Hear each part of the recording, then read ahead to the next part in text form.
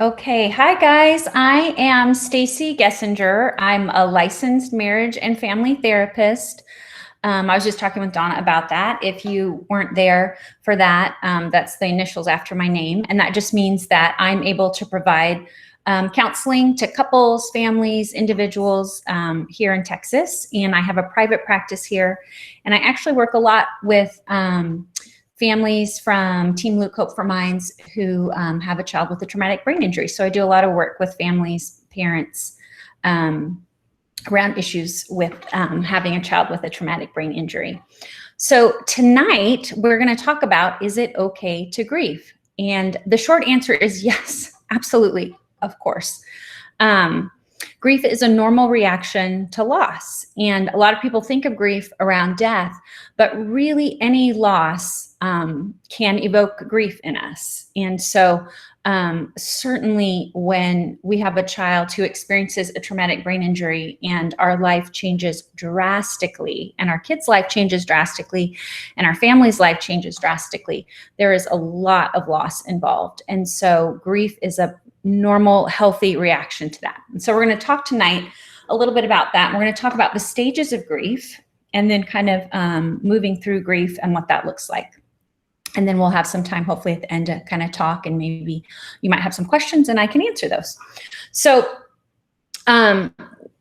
grief is really important because grief can be when we move through grief and we allow ourselves to grieve, it can be the thing that frees us. And often we think about time healing wounds. People say that time heals all wounds, and that is not really true.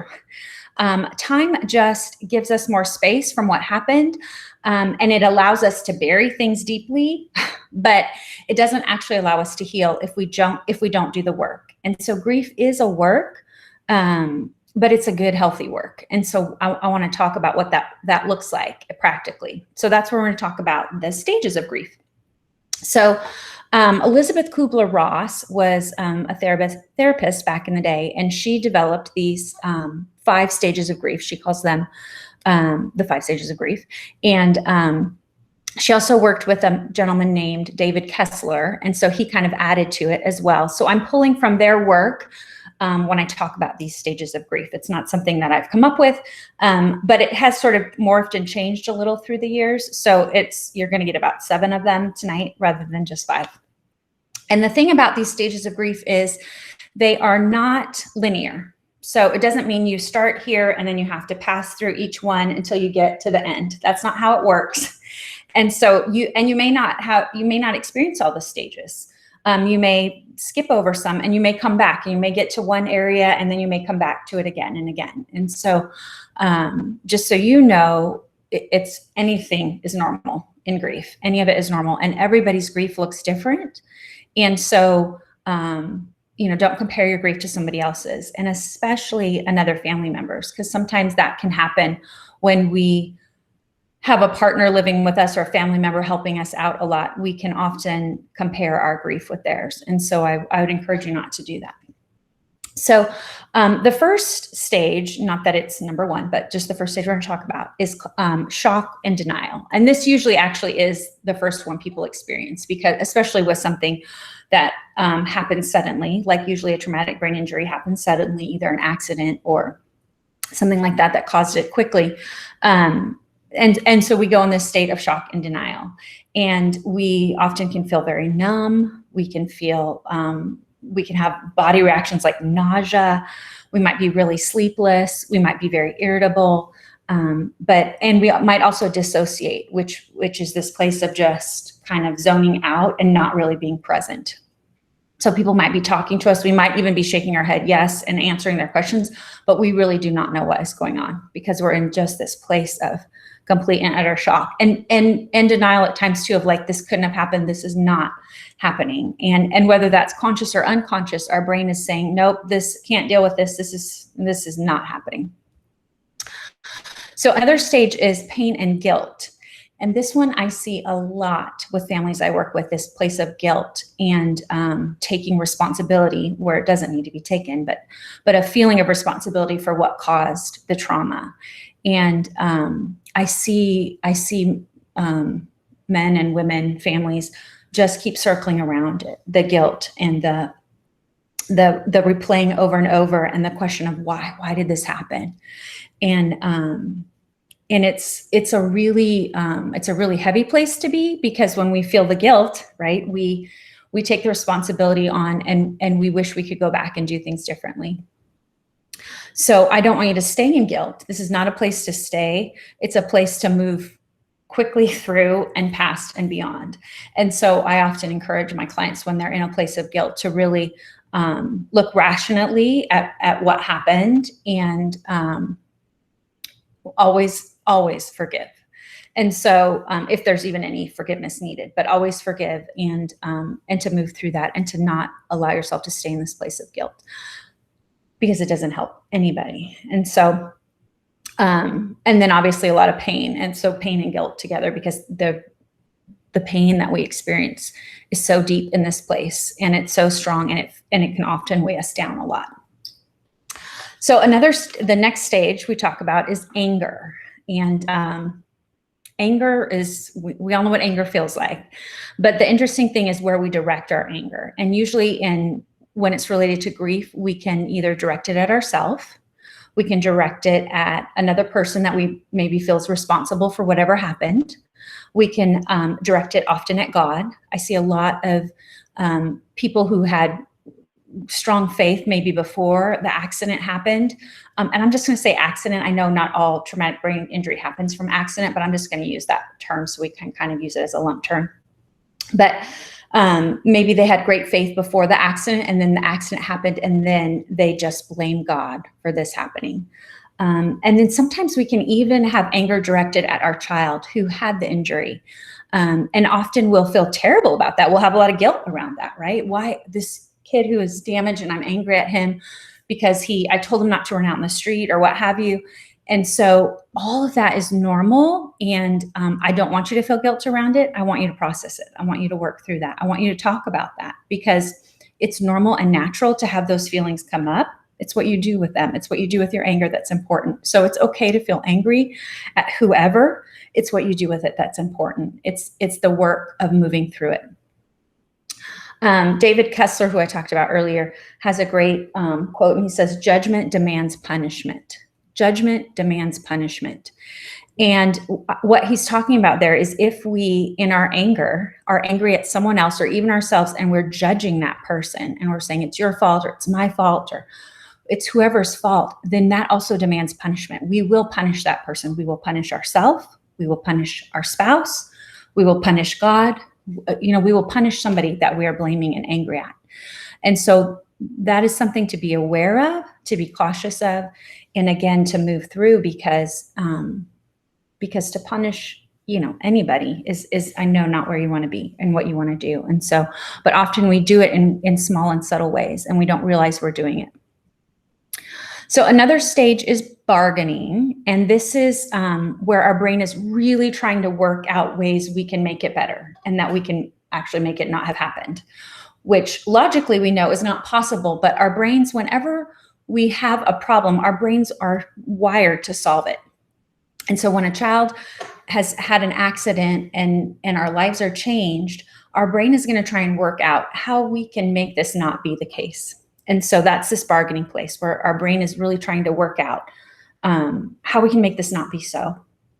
And it's a lot of if onlys here. If only I hadn't left the door open, or if only I hadn't gone to the store, if only we hadn't had a babysitter that day, or, the list of if onlys can go on and on. And those can really drive you crazy, because again, your brain is going to try and solve it, and you'll never solve it, because you can never, unfortunately, go back and change it. And so again, this is a place we want to move through. We want to honor that our brain is trying to work that out, and our heart is heartbroken, and that's why it's trying to get through this stage. But to allow yourself to realize and give yourself a break of, we can't go back and change. And so we try to move to acceptance, where we accept that this is how it is, which acceptance is another stage, but we're going to talk about that one last.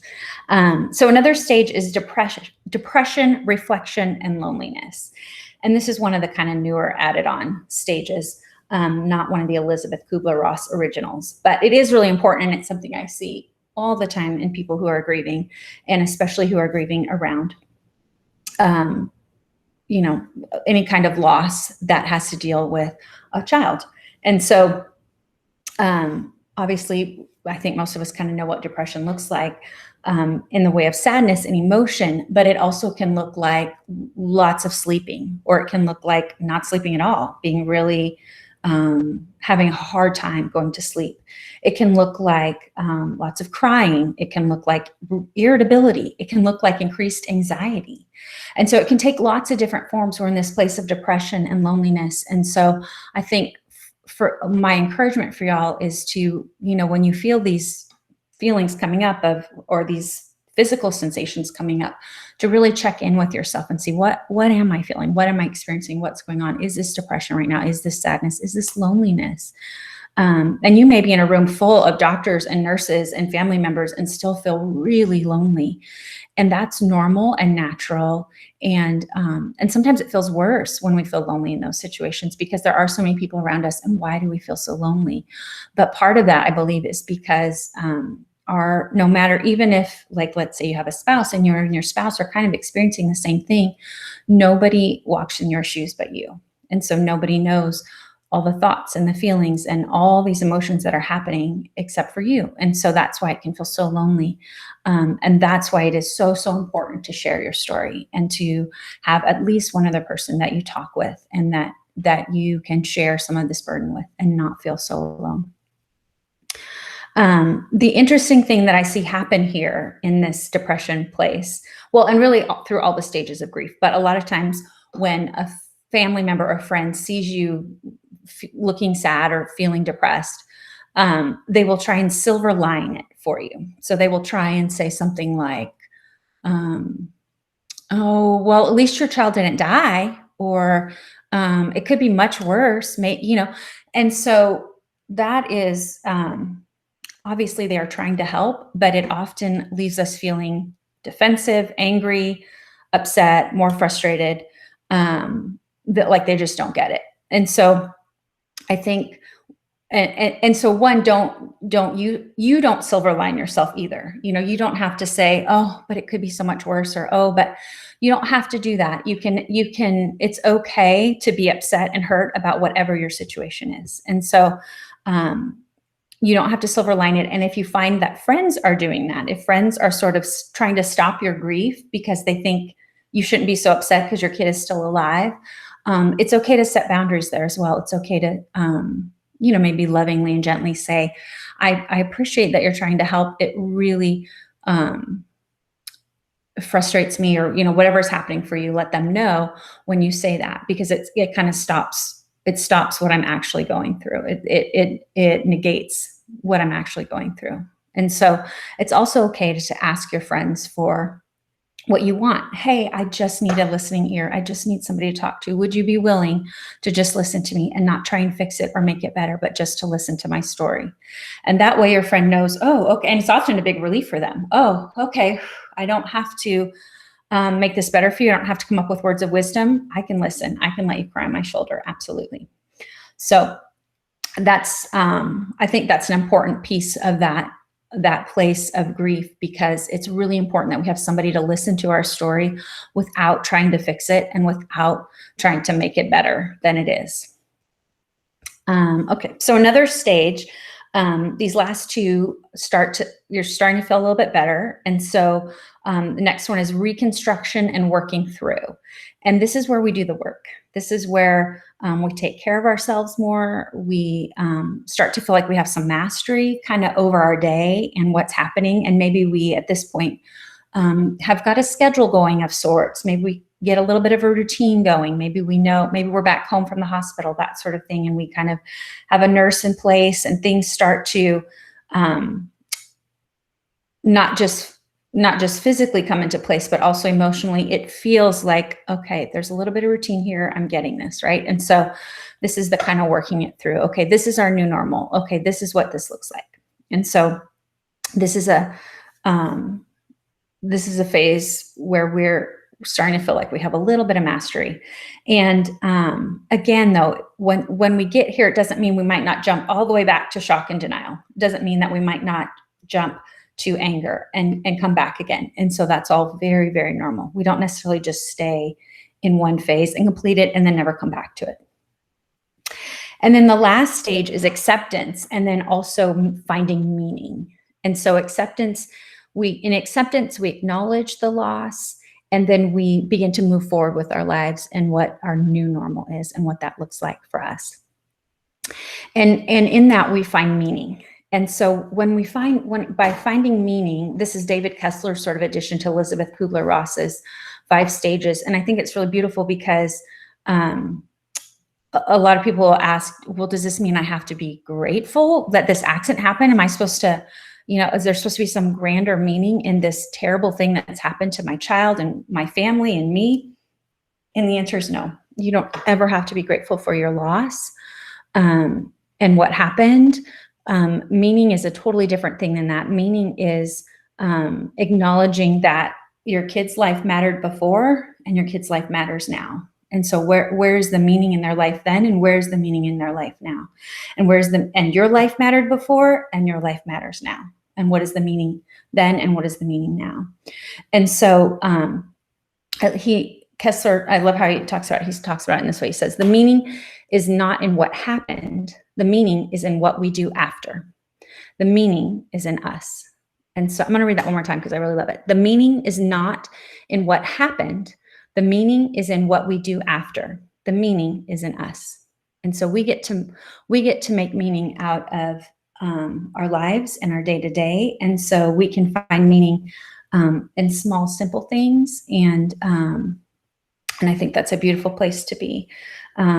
But we also don't have to jump there too quickly, because again, those other stages are so important. And so maybe you can make some meaning today, and maybe you're in a place where you just can't make any meaning.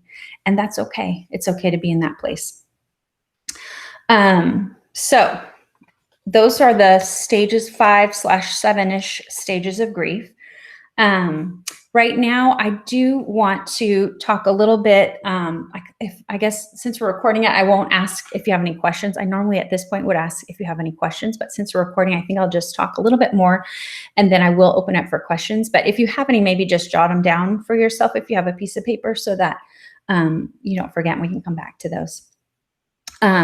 So kind of what are some I guess maybe just kind of tips I have around grieving and how we move through it. And I think one of the most important things I found is that we have to witness each other's grief. And it's really, really important that we feel heard and seen in our grief. And so whether you see a therapist, or you call your best friend, or you have a spouse or a family member that will listen to your story, and listen to your story as many times as you need to tell it, that is really important. And I think especially around issues of traumatic brain injury, where there often, like I said, is an accident or some event that happens that causes it very quickly. We might need to tell that story again and again, because again, our brain is trying to work it out. And so as many times as we need to tell that story, that's important. And so we need to witness each other's grief. And this group is a great place to do that. And so, I encourage you all to share your stories with each other and listen to each other's stories. And so in that, I have a little rule, and that rule is, do not compare your loss to someone else's. So your loss might feel less than somebody next to you. Don't do that to yourself. The worst loss is always your own. You get to live your story. And if your loss hurts and feels terrible and awful and you need to grieve it, then you get to do that. And you don't have to compare it to somebody else's. Conversely, don't one up somebody else's grief, because if somebody is talking and sharing, and this is out in the world, not just in here, but if somebody is talking and sharing, allow them their space to grieve and be where they're at, even if your loss might seem more significant or harder. And so each person gets to experience their grief, and each person's loss is always their own worst loss. Okay, so a few other things about grieving. You can't grieve 24/7. While I want you to grieve, and I want you to be in these stages as you need to and move through them in ways that you need to, I don't want you to do it 24/7. And it is okay to have moments of brevity and laughter and lightness and taking a break.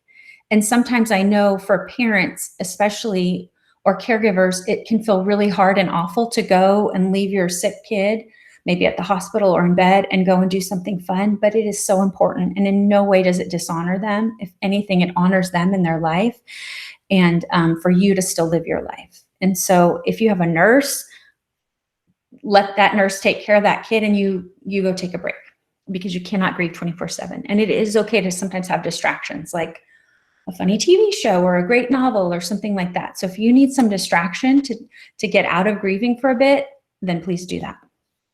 If you're always distracting yourself, though, if you're never allowing yourself to grieve, then that's not healthy either. And we've got to swing from that. So there's a balance there, and you know what that feels like. I think you're all pretty good at knowing when the balance has tipped, right? When I'm distracting too much, I'm not allowing myself to process and move through what I need to move through.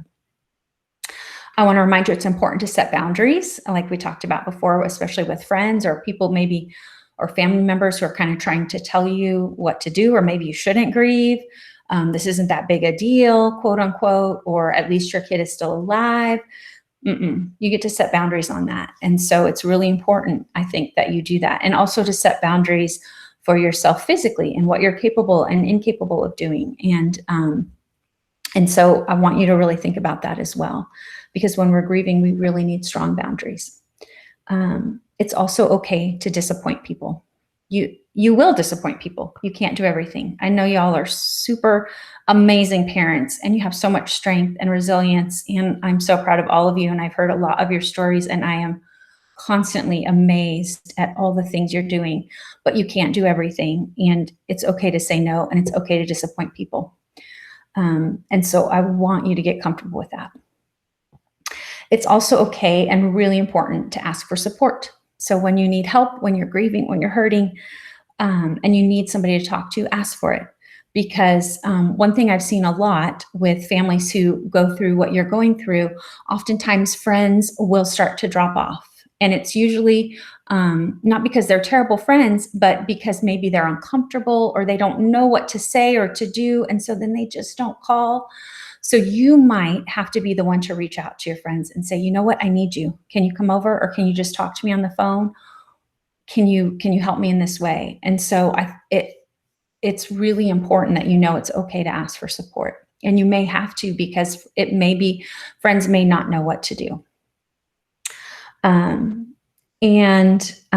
I want you to also listen to your emotions. I want you to check in as you're grieving. I want you to check in when you feel something come up inside you. I want you to take a moment and pause and take a deep breath and say, okay, what am I feeling? And then once you can kind of identify your feeling, I want you to check in with your body. And I want you to say, okay, now where am I feeling that? If I'm feeling sad, where am I feeling that in my body? And maybe your heart feels like it's being squeezed, or maybe your neck feels so tense. But I want you to check in so that you can sort of start to integrate your mind and your body together and become a cohesive whole. And when we do that, when we can kind of even just identify what's happening in ourselves, often it's enough to release it. And we can do a lot through our breath. We can release a lot of tension through our breath. We don't want to pack down the grief. We don't want to keep it in. We want to get it out. And so our breath is a great way to do that and to release. And also so is exercise and getting out. Those are great ways to release some of these emotions that might be trying to be stored up in our body. I want you to also be curious and compassionate with yourself. And so that curiosity is what I was just talking about this place of sort of examining, what am I feeling? What's going on? Why might I be feeling this? Where is this coming from? And then always to be compassionate with yourself, always to give yourself grace that it's okay to feel whatever you're feeling. Feelings are always valid. It's what we do that's important after we're feeling something. How do we behave in the world? How do we be in the world? And sometimes the important thing is to lay in bed and allow ourselves to just rest and grieve and cry. And sometimes the important thing is to get up and do. And so there, again, you'll have a balance there of those as well. Another thing I always love all of my clients to do is to keep a journal. I think having a place where you can write is really, really important, because maybe sometimes your friends aren't always available to talk, or your spouse is tired of talking and they need to go to bed or what have you. And so keeping a journal is a great place where you can just write out all your hurts and sorrows and anger and frustration and the if onlys, all that is a great place to write those in your journal. And I do love online journals because if I can just give a little plug for online journals, which are harder to find, but Hobby Lobby has them, excuse me, and you can get them in like the art section for like drawing at Hobby Lobby. But online journals are great because then you can draw a picture if you need to, or maybe you want to put a painting in there, or maybe you just want to write one big ugly word, but it gives you freedom to not just be constricted with lines. And then another thing I want to encourage you about when you're grieving is to be aware of triggers. And so things like anniversaries, birthdays, holidays, milestones, and sometimes the milestones or the birthdays or what have you of other children or other family members may bring up a lot of grief for you. And you might think, well, this has nothing to do with my child that was injured or the accident or anything like that. And that's all normal. And it may not have anything on the outside to do with it, but it may really bring up a lot of sorrow for you around something maybe your child that was injured can't do now or is missing out on. And so I think it's important that we honor that we're sort of aware of that, and we tread softly with ourselves on things like anniversaries and birthdays and holidays, because they can bring up lots of big feels. And those are all natural and normal. And so please grab a friend so you can talk about it. And lastly, I want to really encourage you to take care of yourself. When we are grieving and hurting, and taking care of somebody else at the same time. And a lot of you I know are not just taking care of your kiddo with a traumatic brain injury, but you're taking care of lots of people in your family. Maybe you have other kids or extended family that you're taking care of. And so it's really important that you also take care of yourself. I see a lot of you neglecting that piece, neglecting to take care of yourself, but you can't take care of anybody if you are worn down and sick yourself. And so in small moments, I know you don't have big moments or long amounts of time, but if in small moments, you can take 5 minutes here to go meditate, or you can take, if you can take 10 minutes to, go do something nice for yourself, but something that is replenishing for you, that rejuvenates you, that allows you also time to just grieve. And so please take care of yourself. All right. So I don't know if we have a texting, so I know in Zoom we can type to each other. Can we do that in this, Chelsea? Yes, ma'am. At the top of everyone's screen, there is a chat with everyone button. Oh, perfect. And so if you're on the phone, however you want to do it, Stacey, is great. We can either have the people on the phone ask questions first, or have people use this chat feature. Let's do the chat feature first, and then we'll open up to the phone people too.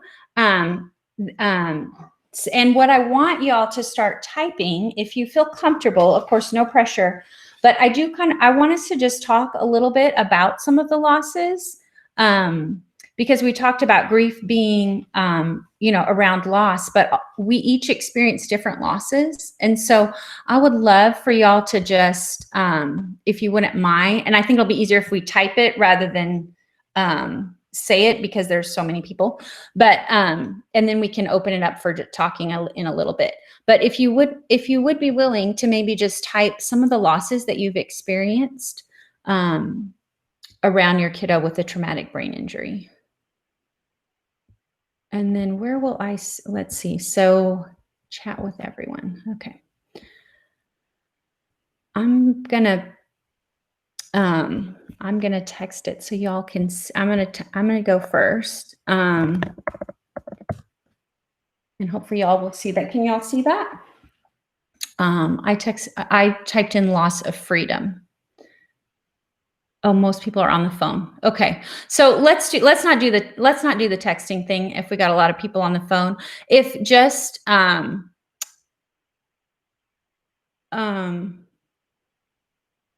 maybe, oh, we're getting a few. Let me read them. And then after I read what's come up, then we'll open up to people talking. One said, I often feel hypersensitive when others complain in public about things that are so small that they are so upset about. And another said her son's loss of his dream.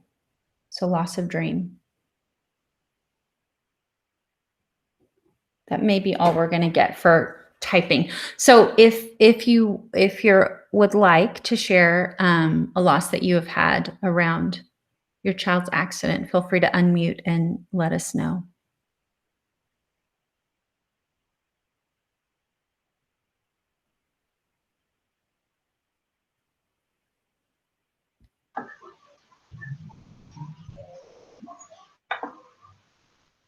Should we just unmute, no camera? You can camera now too, actually would be great. No, it's okay. Up to you. For me, it's the loss of everything so suddenly that, you know, you take for granted on a daily basis that your child can do. And then to be left with them not being able to do anything at all for themselves. So she was at 13, so sure of what she was going to do in her life. And there was no warning signs, nothing. When her AVM ruptured, so basically like a brain aneurysm, and then subsequent strokes that took what she kind of tried to regain. It's like, yeah, just, I mean, her dream of riding horses and training professionally, and we had just gotten her horse 2 months before the event happened. And I kept the horse at home, feeding it, taking care of it all this time when she was the caregiver of all of her animals.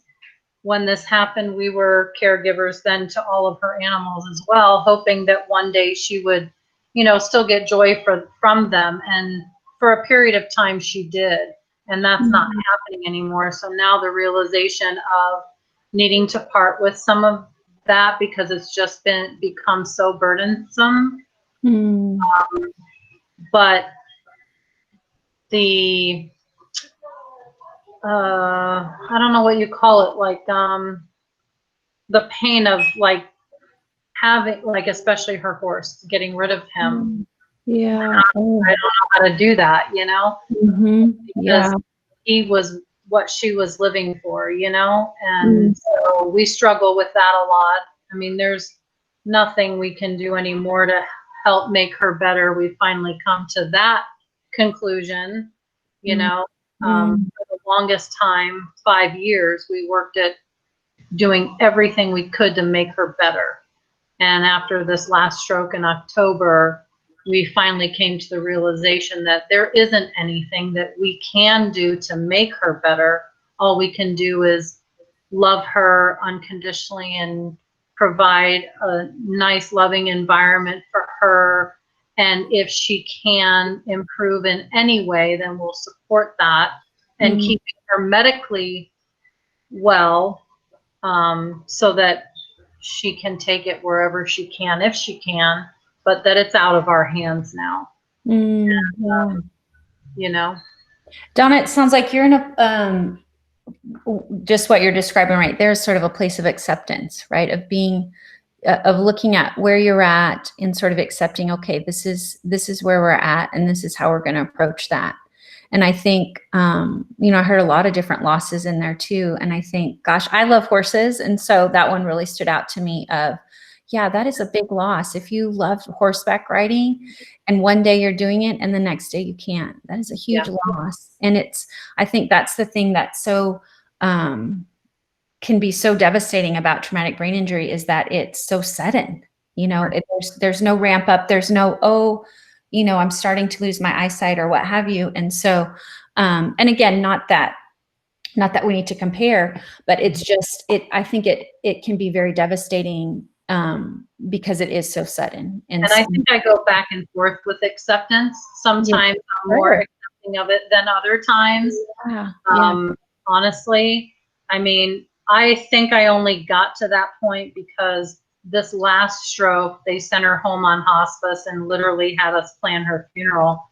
And literally it was day to day. And when I got to that place, I think I had no choice but to try and accept it because I felt like it was inevitable. So I think that brought me to more acceptance and maybe more, I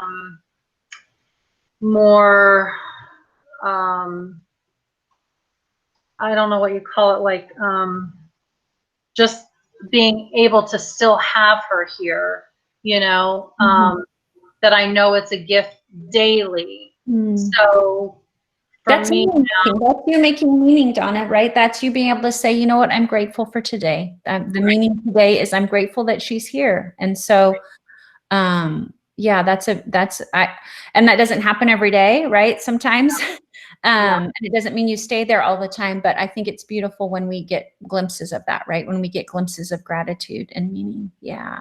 right. Thank you for sharing that, Donna. Does anybody else want to talk a little bit about loss? What loss looks like for you and your family?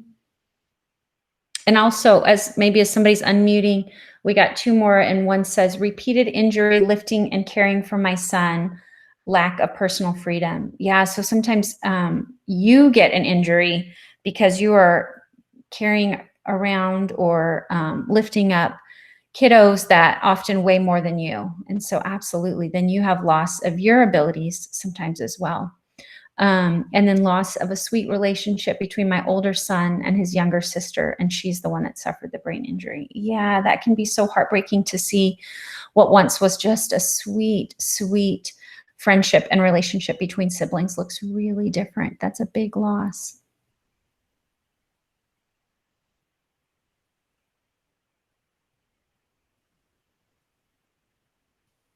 Anybody else like to share?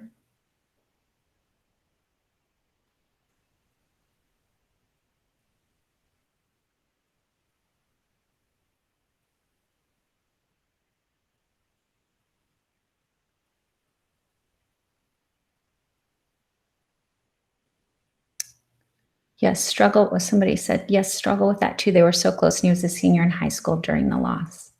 I'm not reading your names. I say someone. I'm not reading the names just since this is recorded. I don't know if you want me to say the name. So, yeah, the loss of the relationship is a tough one. It's a really big one.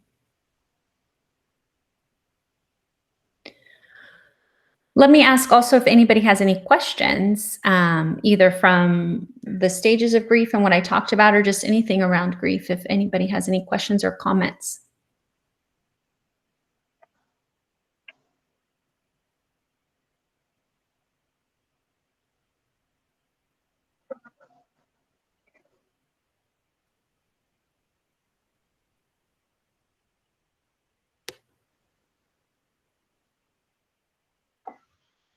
So Stacey, can I share one other thing? Absolutely. I don't know if anybody else has experienced this, but I feel like because I always raised my kids to wear a helmet no matter what they did, you know, call us when they leave somewhere, call us when they get back if we're working, you know, all those things that you do to protect your children growing up. And you feel like you did all the right things. And then when something comes out of the blue and blindsides you, you realize how little control you had of a situation. And it kind of made me more like having to control more things around me in certain aspects. While I let a lot of other things slide and go, there are certain things that I'm hypersensitive to that I feel that I need to control all the time because of that loss, because of that one thing happening that was beyond my control, that I thought, especially when we have to like go back into the hospital, you know, the nurses and doctors all mean well. And I learned so much that they don't know everything. So I'm in control of her and her care and, you know, kind of thing. And when we come home, when someone in the house feels like they can do something for her better, I feel like maybe you can, maybe you can't, but this environment I have control over. This is what, you know, so I kind of have struggled with that and tried to back off a lot, but I don't know if anybody else has struggled with that too. So just wanted to mention it. Yeah, I appreciate that. Honestly, I think it could be another stage in the grief cycle because what you're talking about is very familiar, and I'm guessing a lot of people here can relate to that. I can't see faces, so I don't know if anybody's nodding, but I think when we have a situation that is feels so out of control, we absolutely try and gain control in other areas of our life. And it's, of course, a natural reaction. But as you said, too, it's one we have to be very careful of because we can kind of make ourselves crazy with it, right? Because ultimately, we have some control, right? But we don't have total control. And so, we can make ourselves crazy and other people around us too. Exactly. Honestly, then they don't want to deal. They're like, oh, there she goes again, kind of thing, That's exactly right. That's exactly right. We make others and ourselves crazy. And that's a place where I found people who have faith often really can lean into it, and where they find a lot of peace is relying on God to help them get through those places of I don't have control here. And so I believe in a higher power who does have control. And so that can often really help people move through that place. But it is a really, really hard place to be. And it does require faith, right? Even if you don't have faith in God, it requires some sort of faith, right? A faith in something. And so that can be a really hard place to be, especially when we've been so knocked down and maybe we were moving in a place of faith, right? And we thought, well, why didn't God meet me here? Why didn't God take care of this? And so it can be a really, really hard place to move through. Mm-hmm. Yeah. Yeah. When I went back to faith is when I started to really loosen all of that and realize that I'm not the power in control here, obviously, so it really was freeing in that regard. So if that helps anybody. Yeah. Thank you. Thank you for sharing that. Somebody else wrote, I'm afraid that as younger sibling pursues path that older brother cannot now go down because of injury, I'm afraid of all of the emotions will come back for me.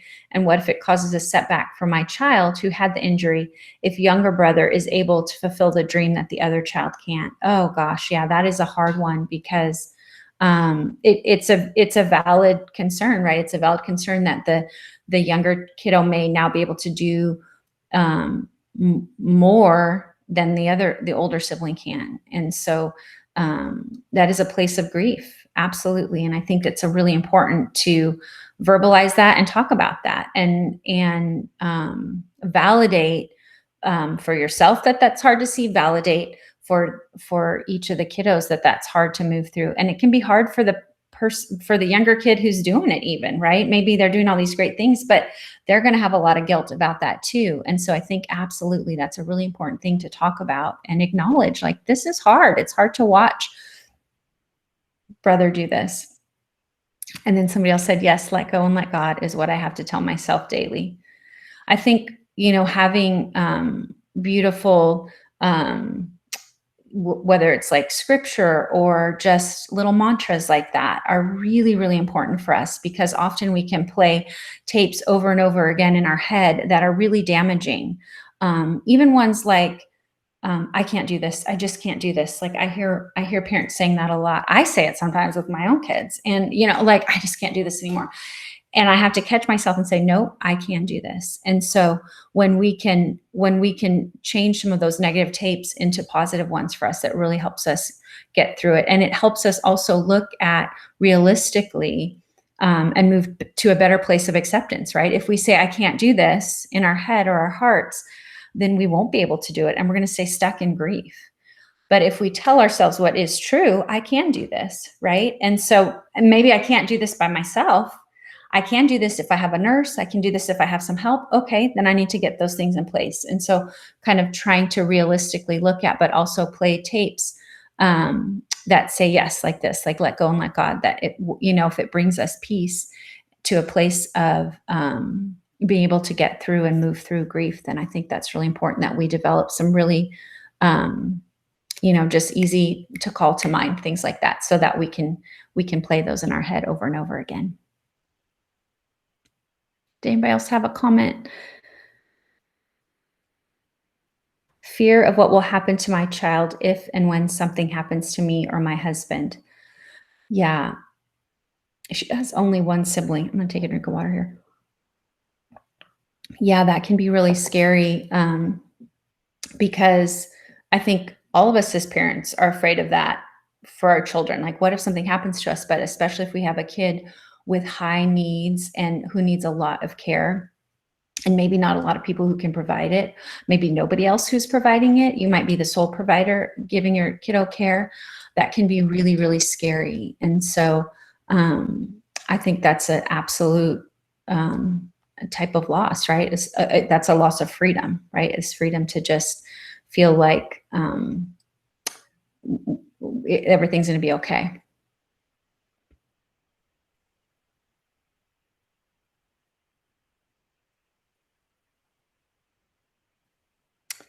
Chelsea, I don't know if you want to jump in here, if you have a wrap up for us, but I want to say thanks, guys, for letting me be here and join you. And like I said, I'm so honored by all the amazing, amazing things you're doing as parents and caregivers.